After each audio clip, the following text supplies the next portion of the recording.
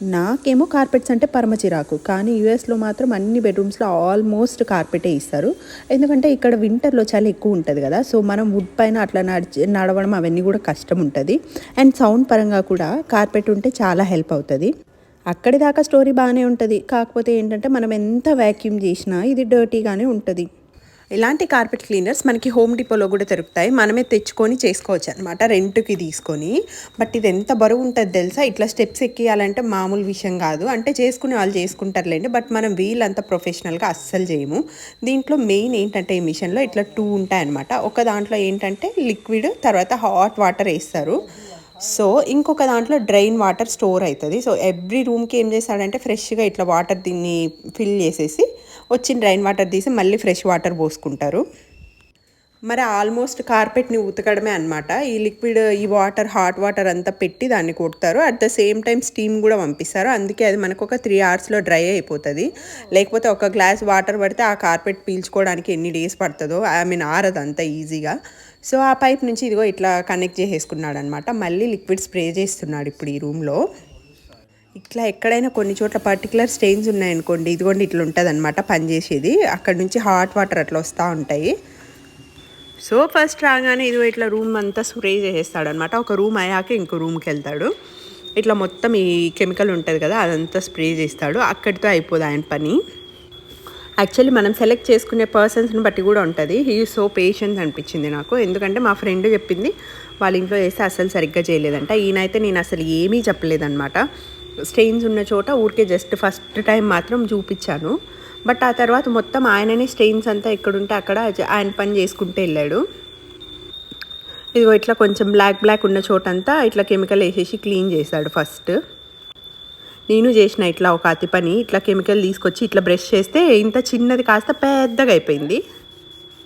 So actually నేను గ్రూపాన్లో తీసుకున్నా కాబట్టి వీళ్ళ దగ్గర సెపరేట్గా చేయించుకుంటే 220 అంట మొత్తం ఇంటికి. సో నేను ఫస్ట్ ఏం చేసిన అంటే 2 రూమ్సే చేయించుకుందాం చాలు, నాకు అక్కడ ఎక్కువ స్టెయిన్స్ ఉన్నాయన్నమాట. ఇంకా తెలుసు కదా కార్పెట్ పైన ఏం పడినా అంత చెత్త అట్లనే ఉంటుంది. సో 2 రూమ్స్ అనుకున్నా. బట్ గ్రూపాన్ సేవింగ్స్లో అయితే నాకు కొంచెం 145కు ఎంతనో మొత్తం ఇట్లా ఇల్లు అంతా అయిపోయింది. లాస్ట్లో వెళ్ళేటప్పుడు మళ్ళీ ఇంకా స్టెప్స్ చేయను అన్నాడు అనమాట. సో మళ్ళీ ఇంకొక $20 ఇచ్చారు. ఓవరాల్గా $160లో అయిపోయింది. బట్ స్టిల్ చాలా మంచిది లబ్బా. అసలు నేను నిజంగా అంత ఎక్స్పెక్ట్ చేయలేదు. కార్పెట్స్ చాలా నీట్గా పోయినాయి అనమాట. స్టెయిన్స్ అసలు మన పిల్లలు ఇంకా అక్కడే పడి ఆడుతూ ఉంటారు కదా, ఒక్కొక్కసారి ఫుడ్ అట్లా కూడా తీసుకెళ్ళి పడేస్తారు, అవి పోవు. ఇట్లా చాలా ఓపిక్గా చేశారనమాట. లోపల నుంచి అట్లా హాట్ వాటర్ వస్తుంది అండ్ స్టీమ్ వస్తుంది. సో మనకి 3 అవర్స్ ఆ రూమ్ టచ్ చేయకపోతే బెస్ట్, తడిగా ఉంటుంది. 3 అవర్స్లో డ్రై అయిపోయింది. నేను ఆయన చెప్పినప్పుడు నమ్మలేదు, బట్ 3 to 4 అవర్స్ పడుతుంది. సో ఇట్లనే దీనికి 2 పైప్స్ కనెక్షన్ ఉంటాయి చూడండి. ఒకటి వాటర్ వస్తుంది, ఒక దాంట్లో లిక్విడ్ వస్తుంది. అట్లా మొత్తానికి పెట్టేసి చేస్తారనమాట. మీరు క్లోజ్ లుక్ కానీ వేసుకున్నారంటే ఇదిగో సోప్ వాటర్ పెట్టి దాన్ని రుద్దినట్టే. ఫస్ట్ యాక్చువల్లీ ఇది వర్క్ అవుతుందా లేకపోతే మనకు అట్లా అనిపిస్తుందా అట్లా ఒక డౌట్ ఉండింది. కాకపోతే మీకు ఆ డ్రైన్ వాటర్ చూపిస్తా ఆగండి. డ్రైన్ వాటర్ వచ్చి బ్లాక్ ఉంది కదా, దీంట్లోకి పడిపోతాయి అన్నమాట. సో ఇక్కడ నుంచి ఒక రూమ్ అయిపోగానే ఇట్లా ఓపెన్ చేసేస్తాడు. చూడండి ఎంత డర్టీగా ఉందో వాటర్. చిన్న హెయిర్ ఉంటుంది కదా, హెయిర్ పార్టికల్స్ వ్యాక్యూమ్లో వచ్చిండవు కదా, అవన్నీ వచ్చేసాయి. స్టెప్స్ యాక్చువల్లీ $20 అన్నప్పుడు అవునా అవసరమా అనిపించింది. బట్ స్టెప్స్కి చాలా పని ఉందన్నమాట. సో అది వర్త్ అనిపించింది నాకు.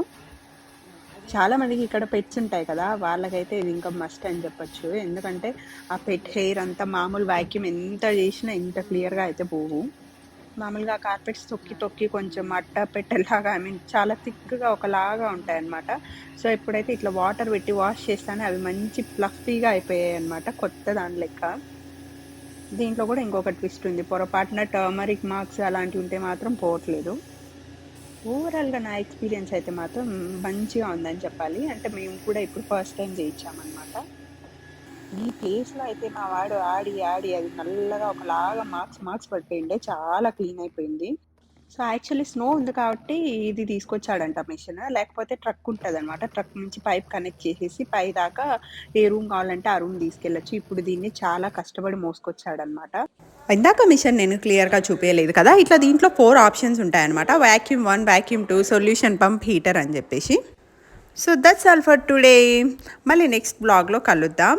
ఇదిగో ఇలా దింపేటప్పుడు కూడా ఇంత హార్డ్ వర్క్ ఉంటుంది అనమాట. మీకు ఈ వీడియో నచ్చుంటే తప్పకుండా లైక్ చేయండి, షేర్ చేయండి, సబ్స్క్రైబ్ చేయండి.